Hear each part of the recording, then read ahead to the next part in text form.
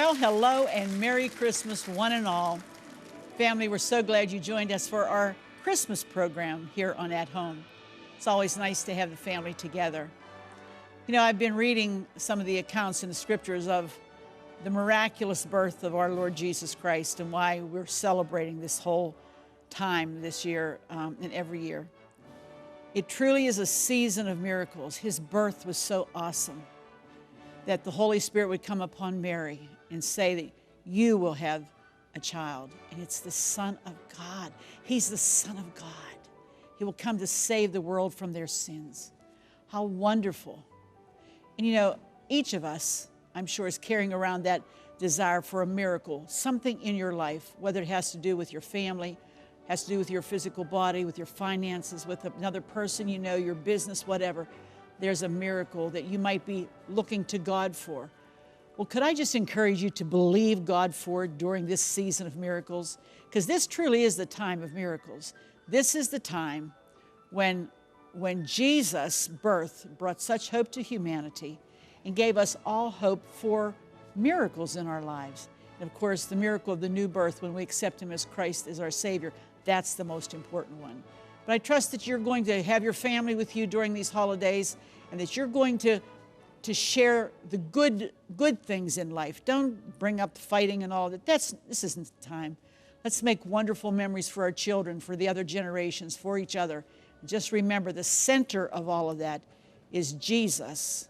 And He is Lord and He is the King of love. And let's celebrate that. I also want to celebrate Jordan Produce, who has been with us the whole time, all 20 years that we have been doing this program here on At Home. And they have a wonderful, wonderful variety of fruit baskets, vegetable baskets. You can get about anything made there as far as the fruit and grocery line. And they just sent this over, and I said, let me show the people what they can order. There's the number, 412-469-1007. And they have all price ranges. This is beautiful. It's got caramel corn, it's got chocolate, it's got mince, and a variety of, look at those fruits, just delicious fruits. Look at the bananas.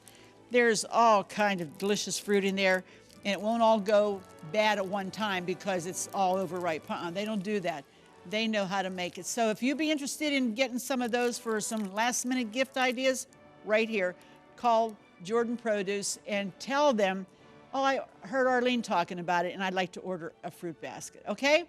We're going to have our Christmas brunch get started as soon as we have a greeting for you. Please listen to this and come right back because we're getting started with our meal for the day. We'll be right back.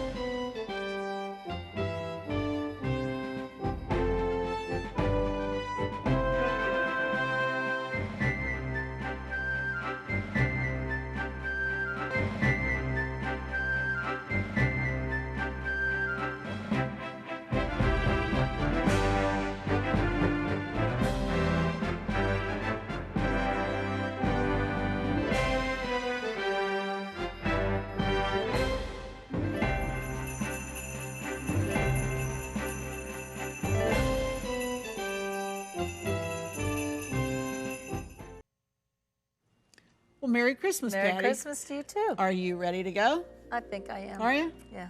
I'm not. I'm sure I'm not. There's got to be something I haven't done or I've forgotten. But you know what? When you get to a point and it's over, you meet it, say, okay, that's it, enough's enough. Yeah. I'll usually buy extra stuff so I have in case I you forgot need it. something. Right. Yeah. Well, we're doing a brunch this year, and so you have a variety of, a brunch is actually breakfast and lunch combined. So you try to have both foods, like you have egg foods, but then you have like lunch foods. And potatoes is one of those things that goes on both of them really well, because you can have potatoes for breakfast or potatoes for lunch. And you're making a potato au gratin with a cheese sauce, right? Right. Okay, tell us what you're doing. Okay, I took 8 russet potatoes, peeled them, and sliced them down thin. And russets are good because they're a drier potato. Don't Correct. put them in the water. They can oxidize like that. That doesn't affect them. They're not rotten. They're just getting from the air, but they'll be fine. And then I put half of them in, and I'm going to take the onions, put on top, and then the other half potatoes, and then a little salt and pepper, and then make a white Cheese sauce. sauce. Okay. Pour that over top, and then bake it in the Bake oven. them in the oven. Sounds good. While she's doing that, I'm going to make something. I saw this recipe and I thought, I can do something with this. It's called a corny beef Christmas brunch recipe. Corny beef, corned beef. That's a little play on words. Okay. This is 3 cans of corned beef that those you get in a can. It's corned beef in a can. And it's potatoes and it's beef and it's been around forever. I remember my dad when I was a kid, he had this and he would he'd open it up and we'd all make fun of him and say, "Oh, Dad, you really want to eat that?" But it smells good and it tastes good. So you just open the 3 14-ounce cans, you spray your dish and you put that in there. Then you take 12 ounces of American cheese slices, and that would be about 12 slices. And you just lay that over top of the corned beef. And you want to cover it completely. It's like a nice, easy recipe to do. Well, you know what? Just a couple of ingredients, you got it. I mean, what's hard about that? Which is nice, especially on Christmas morning when you're busy. Yeah, because you don't want to have stuff that takes a scientist to figure out how you're making it. So you just keep adding slice after slice. If you have to break it, you do, because you want it to fit. Just like that. So did you have a nice Christmas Eve? Did you do family things? Yes, we do. Good. We actually go to the nursing home on Christmas Eve and spend it with my Your mom. Oh, that's nice. And then we'll go to like a midnight service and do that. And it's fun. We've been doing that for a while now. And it's nice. I don't know if you were ever part of it, but when my dad still had this church, we used to go out Christmas caroling on Christmas Eve. And I tell you what, those are some of the best memories as a kid that I had. And even when Paul and I got engaged, I remember one time he had a 69 Volkswagen Bug, and it was snowing like crazy. And we went to Christmas Carol, and where he had to park, it was on a hillside, and I got out of the car and slid right underneath the car because it was like, well, it was on a gully. It spanned the gully, so I just slid right under there. And he's getting out the other side, and he's going, "Hello, Arlene, are you here? I know she's here. Where are you? I brought her. She's here somewhere." I'll never forget that. And then I'm laying under there. I'm under here, Good memories. How many people that were shut in never got to get to church, but they could enjoy that. And all the neighbors would be out looking too. Yeah, I think my husband used to go caroling. Oh, yeah. Because I know he talks about it all the time. His sister Glenda, she used to go with us too. And they said how much fun they had, and he looks forward to Christmas and singing the Christmas songs. Yeah, oh, and I yeah. know he's gotten our church involved in doing some Christmas caroling because of that. That's great. He loved it so much. That's great. Okay, all I'm doing here is a dozen of eggs. And you just crack them into a bowl and mix them up. You don't have to worry about salt because that corned beef is going to have salt in it. So don't worry about them. No pepper, you don't have to worry about that. No seasonings, because it's all taken care of. This is an easy, easy one. In fact, if your kids said they wanted to make something for Christmas, Dad could help them do this and surprise you with it. That would be a great thing. That would be a wonderful thing. I'd like that. Absolutely. And we have quite a variety of all kinds of stuff to show you today.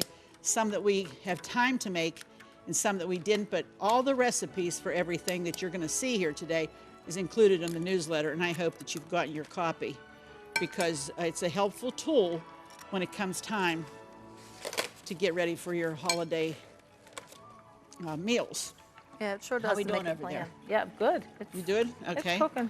All I'm doing now, maybe you want to turn on the heat underneath that juice I have over there, Okay. that pineapple juice. That's for the next recipe. But you just want to mix up these eggs, blend them, break all the yolks, mix them up. Come on, you, get mixed up in there. Because because all you do after that is just pour this right over top the cheese. How simple is that? The eggs go over top of the cheese. That does. That looks like it's How gonna be easy is delicious, that? too. That's going to bake beautifully.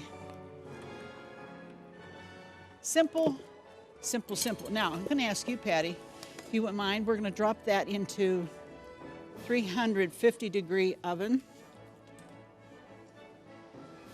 There you go. And that's going to bake for about 35 to 40 minutes. 35 to 40 minutes.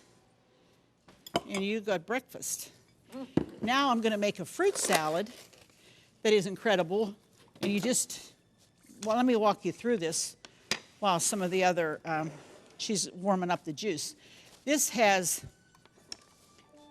let's see, get the right recipe here. This has pineapple chunks, bananas, green grapes, mandarin oranges, a red apple, a green apple fresh. And then you take the juice from your pineapple and you warm it up and you mix some sugar, cornstarch, a little orange juice, thicken it, pour it over all your fresh fruits, and you put it in the refrigerator and let it chill. You could make this the day before. I wouldn't put the banana in the day before. That's a great fruit recipe, just great. How are we doing over there? I'm going. Okay, we're gonna take a break. When we come back, we got a whole lot more. We'll be back in just a minute. Do you love watching At Home with Arlene Williams? Then be sure to check out our new YouTube channel. It's filled with classic episodes from over 20 years of At Home, and more videos are added each day. And don't forget to click the subscribe button so you'll never miss another episode of At Home. Well, we already have an oven full of all kind of goodies, and my fruit salad's in the refrigerator, and your potatoes are in baking, Right. and my corny Christmas casserole is in there baking. So now, let's do a couple more appetizers. Like you're gonna do one. Right. These are just stuffed mushrooms. And talk us through, because it would take so much time to do it. So she did a bunch of them ahead of time. But tell us what's in this. Simple. All it was an 8-ounce cream cheese, and you let it soften. Okay. And you take a tablespoon of dry Italian Good dressing, seasoned like a dressing. good, Oh, okay. and you The mix that powdered into stuff. right, and you just mix it in real well, and then you just fill, which is so easy. These are like the easiest stuffed mushrooms I've ever The made. stems out, and you know you don't ever put these in water because they will suck it up. So you just wipe them off with a dry paper towel, and then you she fill fills them. them with that. Then you take a piece of bacon. Now she's pre-cooked that bacon because Otherwise you can't get it real crisp in the oven unless because the mushroom would be disintegrated. Yeah, so there's you nothing do worse it. than So raw you do it ahead bacon. of time, just like that. And that's it. Now, if you really want the bottoms of those really crisp, it's good to put those on a rack inside your cookie sheet because Okay. that works better too. I forgot to tell Okay. you that. But that does, because you get the heat gets up underneath there and it crisps up the bottom of the bacon. Otherwise there. they're laying in grease. Yeah, exactly. Okay, so you should get about 25 out of that, shouldn't you? That's Yeah. a nice batch. Oh, yeah. You know what's nice too? You don't have to bring them all out at one time. You can bake off half of them, and then an hour later bake off the other half, so you can keep them going throughout the day if you want, or if you're having a party in the evening that you want to use them. Now, I'm going to make you a frittata, because this is a great thing to have on your brunch Christmas morning table. And I have I browned off a half a pound of sweet Italian sausage. I've drained off all the grease. In here, I have just a little bit of oil and a little piece of butter, because now I want to do my green onions, because this will give it such good flavor. Now, a frittata, you can put anything you want in a frittata. Trust me, anything you want. Leftover potatoes works well. I mean, everything goes in a frittata. I'm serious. And there's some other onions. We're just going to sweat these out. If you have fresh garlic, put a couple cloves of garlic. I ran out of garlic, so I'm just going to use some powdered garlic powder. And that's to taste, but I just like to put it in there because, hello, anybody in there? Wasn't coming out. Watch, I'll do it now and it'll all dump out. Hello? Like I said, if you really want to use it, if you don't want to use it, you don't have to, but let's try it one more time. We're going to get in there and Get that mix garlic it up a going. little bit. Yeah, I think it's going to work now. There we got a chunk. It's all right. It'll dissolve. So there's your powdered, garlic powder rather. And we're just going to let this brown up a little bit. We want to make sure that the basis of this. Now, if you have leftover baked potato, chop it up and put it in there. If you have leftover green beans, I'm telling you, a frittata can have anything. You can have green peppers. You can throw some mushrooms in here. Whatever you want to add, you can. And it makes delicious, delicious eating. Even nice for a supper if you don't know what to fix for supper. If your family likes that kind of stuff, you can put leftover broccoli. You can put cauliflower, as long as it's cooked a little bit. You only have a little bit, not enough for a serving, put it into a frittata. It makes it great. Okay, so now that this is browning nicely, I'm going to go ahead and add back into it my sausage because I want it to get warm. Okay, that's just a half a pound. That's plenty for a frittata. This is a nice big pan. And you want to make sure that it keep your pan pretty hot. How are we doing? What are you making over there now? I'm starting a crab dip now. Go ahead, tell us about it. It's 2 8-ounce cream cheese, Okay. 2 cans of crab, Okay. and 1/3 cup of mayonnaise, 2 cups of cheese, hot sauce, Okay. Worcester sauce, Okay. and fresh squeezed lemon juice. Fresh squeezed lemon juice. Interesting just combination. Sounds good. Throw it all together, you're mix gonna- it up, and bake it Oh, you bake it? Mm-hmm. Okay. How long do you bake it? for about a half hour. Half hour. Okay. All right. Sounds good. Mm-hmm. And now, all I'm going to do here, I have 6 eggs in my bowl, and I just mixed them up. I'm going to give them a little pepper treatment and a little bit of salt. Kosher salt I like. I use it all the time. Then I just add a little bit of cream, or milk or whatever you have.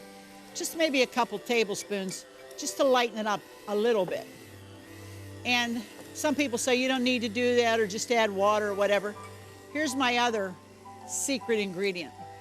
I put a little bit of flour in the eggs because these are going to go into the oven to brown up and to get nice on the top. And that flour gives it a puff. It really does. So I'm just going to add about a tablespoon or 2. And of course you want to whisk this really, really well because you don't want any lumps in there. And when you see that your onions are pretty well browned up and they're cooked through, not even browned up, translucent would be even a better way to describe it. You just want them to be able to be soft, so you're not biting into a piece of hard onion. So you're just going to mix that around. Give this another stir. Make sure we're there with this, and we are. Okay, I'm going to pop this down. Got to keep adjusting your heat because you don't want it to burn. Okay, now I'm going to pour. You want to bring all of your contents of your frittata down to kind of the center of your skillet so that the eggs will be there to cover it, okay? And then, now you can, if you want to, you can just add more. Oh, I didn't put my Parmesan. Little Parmesan cheese goes in here too. Let me mix that around. And then you just pour this over top.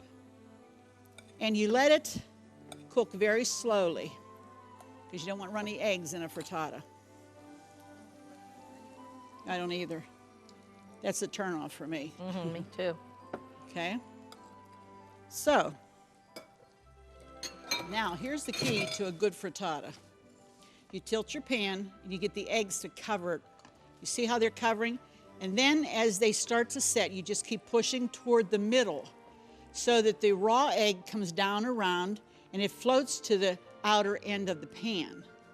Now we're going to cook this slowly and keep doing this until there's no more raw egg forming anywhere.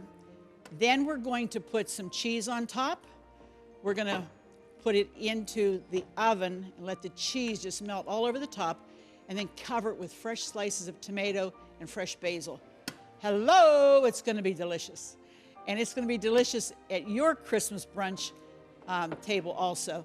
But we got to take a break. When we come back, we're going to show you our buffet, and you don't want to miss it. We'll be back in just a minute.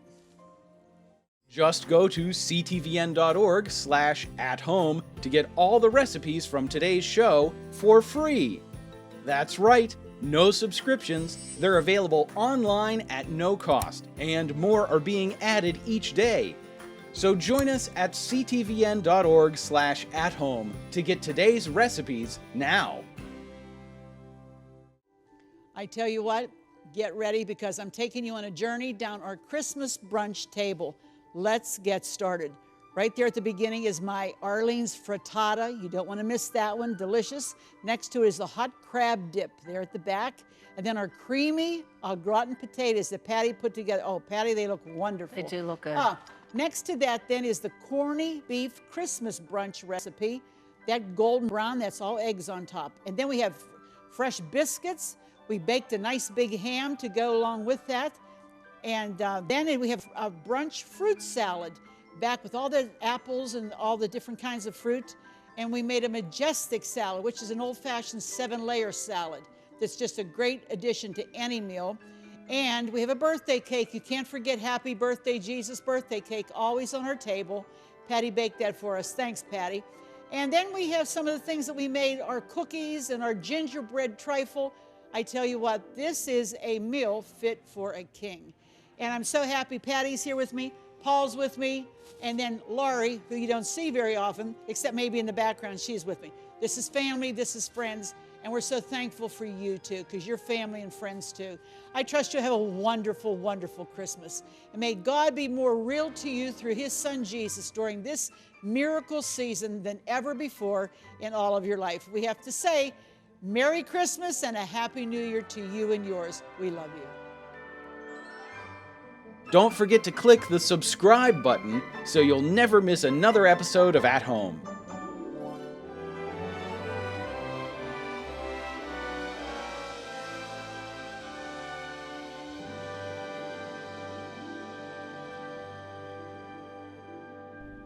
Food provided by Jordan Banana Company, wholesalers of fresh fruit and vegetables in Dravosburg, Pennsylvania.